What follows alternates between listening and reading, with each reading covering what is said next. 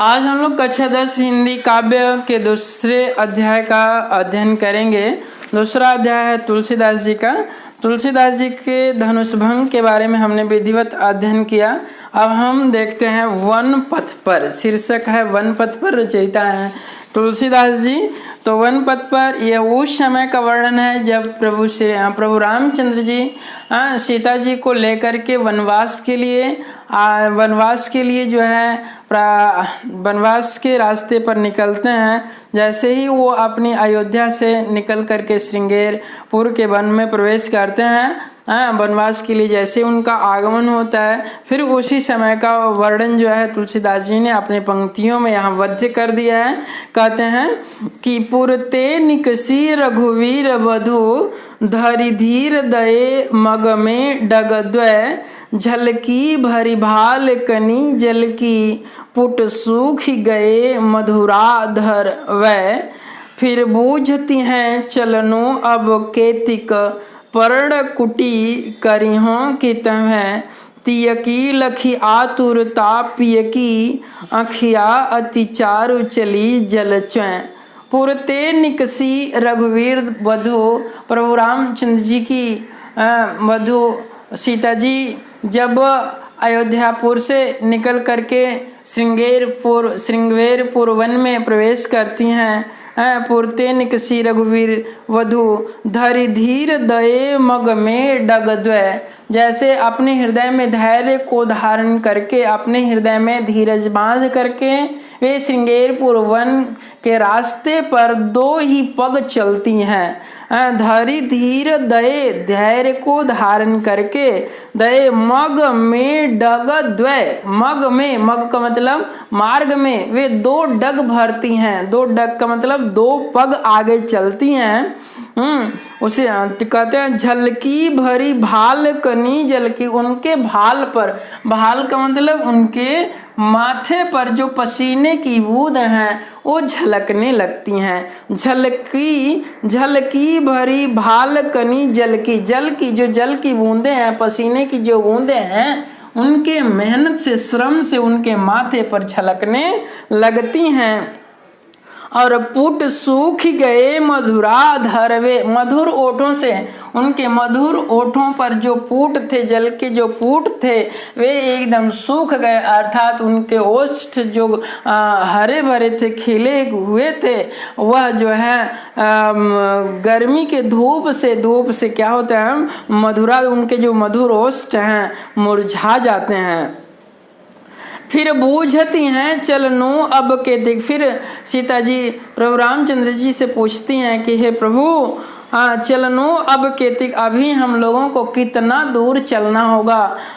पर्ण कुटी करी हो कि तुम्हें जो आपका पर्ण कुटी है, जो पंचवटी में जो आपने पर्ण कुटी बना रखा है, चित्रकूट बना रखा है, अभी चित्रकूट कितना दूर है। पर्णकुटी में पत्तों की जो कुटिया आपने झोपड़ी बनाई है, अभी वो कुटिया अभी कितना दूर है।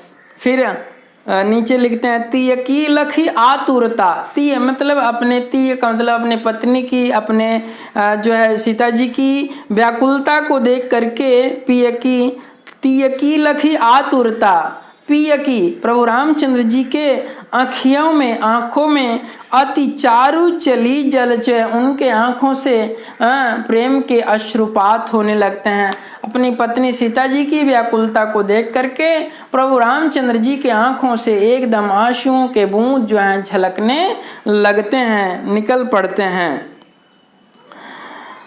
फिर नीचे पंक्ति है जल को गए लखन है लरिका परिखोपी छां घरिक वे ठाढ़े पोछी पसेऊं बयारी करूं अरुपाय पखारियों भूभूरी डाढ़े तुलसी रघुवीर प्रियाश्रम जानी के बैठी विलंब लो कंटक काढ़े जान की नाह को नेह लख्यों पुल को तनी बारी विलोचन बाढ़े। जल को गए लखन हैं लरिका, सीता जी रास्ते में चलते चलते अत्यंत थक जाने के कारण, पसीने से लथपथ होने के कारण प्रभु रामचंद्र जी से आराम करने की बात कहें कि हे प्रभु, जब तक लक्ष्मण जल को लेने गए हैं, जल लाने के लिए जब से लक्ष्मण गए हैं, ऐसा जानकर पिए हे स्वामी छाह घड़ी कवे ठाणे। घड़ी भर कहीं छाया देख करके, घड़ी भर पल भर कहीं आप खड़े होकर के आराम कर लें। पोछी पसेऊ बयारी करूं, और हम आपके इस पसीने के बूंद को पोंछ करके थोड़ा आपको मैं हवा कर दूं। और पाँव पखारी ही भूभूरी ठाड़े, आपके पैरों में लगे हुए मैं रेती को धो करके कहती हैं पाँव पखारी भूरी ठाड़े, मैं आपके पैरों में लगे हुए रेती को धो करके मैं पूरी तरह से उसे साफ कर दूं। कहते हैं तुलसी रघुवीर प्रिया श्रम जाने। तुलसीदास जी कहते हैं प्रभु रामचंद्र जी पत्नी के थकान को, अपनी पत्नी सीता जी के थकान को देख करके, श्रम के बारे में अनुभव करके बैठी विलंब लो कंटक काढ़े, बैठी विलंब लो कंटक काढ़े, समय बिताते हुए बहुत समय तक जो है सीता जी के पाँव के कांटों को, कंटकों को निकालना प्रारंभ कर देते हैं, शुरू कर देते हैं। जानकी नाह को नेह लखे, जानकी जी अपने पति, अपने स्वामी प्रभु रामचंद्र जी के स्नेह को देखकर, प्रेम को देख करके पुल को तनु, उनका जो शरीर होता है वह प्रेम से एकदम पुलकित हो जाता है।